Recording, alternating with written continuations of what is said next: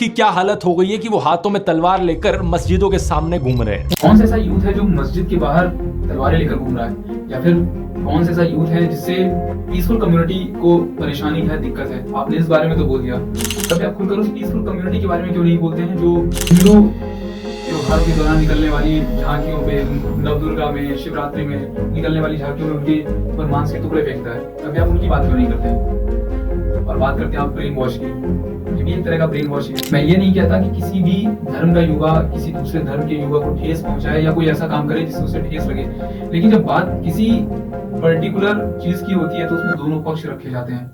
जैसे कि आपका ये कहना, तो एक बार क्लिप को आराम से सुनिए जिसमें हमारे जर्मनी वाले भैया कह रहे हैं कि मोदी जी तो कहते हैं कि वो फकीर हैं, फिर वो इस डिजिटल कैमरे का इस्तेमाल कैसे कर सकते हैं। यहाँ पर दो चीजें हैं। फकीर होने का मतलब ये नहीं कि कोई किसी चीज का इस्तेमाल नहीं कर सकता है। हो सकता है उनके किसी दोस्त से उन्होंने लेकर उस चीज का इस्तेमाल करा हो। किसी चीज का इस्तेमाल करने में और किसी चीज को ओन करने में बहुत अंतर होता है। ये चीज आप लोगों को समझनी चाहिए। ये भी एक ब्रेन वॉश का हिस्सा ही है जो आप बिना सोचे समझे सुन लेते हो और उसको अपने दिमाग में बैठा लेते हो। और दूसरी क्लिप ये देखिए जिसमें हमारे जर्मन भैया सीधे इस चीज को कह रहे हैं कि मोदी जी 1.5 लाख रुपए का 1 लाख रुपए का चश्मा लगाते हैं, 12 करोड़ की मर्सिडीज में बैक में घूमते हैं। तो इन सारी चीजों से मैं डिनाई नहीं कर रहा हूँ, ये सारी चीजें सच हैं। अगर आप इस चीज को दिखाते हैं तो आप सिक्के के दूसरे पहलू को भी तो दिखाइए, जहां पर एक दिल्ली का एक ऐसा व्यक्ति जिसने सत्ता बनाने की शुरुआत में ये चीज कही थी कि मैं 1 रुपए अपने ऊपर नहीं खर्च करूंगा, मैं कभी किसी महंगी कार से नहीं चलूंगा, मैं कभी लग्जरी घर में नहीं रहूंगा।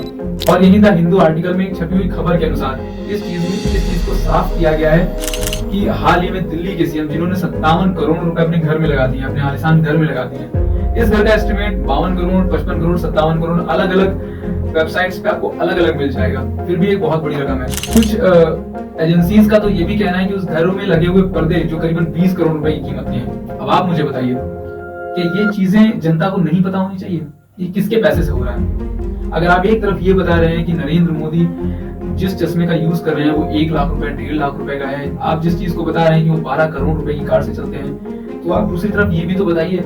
आप एक चीज को बहुत ऊपर उठा के बताते हैं, दूसरी चीज को एकदम से दबा देते हैं। ये चीज ब्रेन वॉश का ही काम करती है, जिसको आप बोलते हैं कि गोदी मीडिया ब्रेन वॉश का काम कर रही है, ये अंधभक्त है।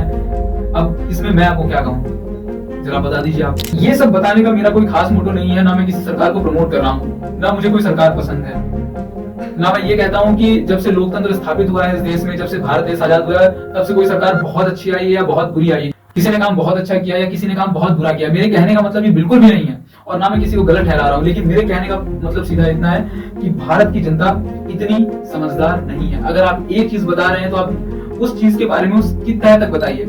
और मैं जनता को भी एक चीज बहुत अच्छे से बता देना चाहता हूँ कि ये कोई भी खबर आपके सामने आती तो प्लीज उस खबर की तह तक जाइए, वो खबर क्या है एक्चुअली में, क्योंकि हर सिक्के के दो पहलू होते हैं।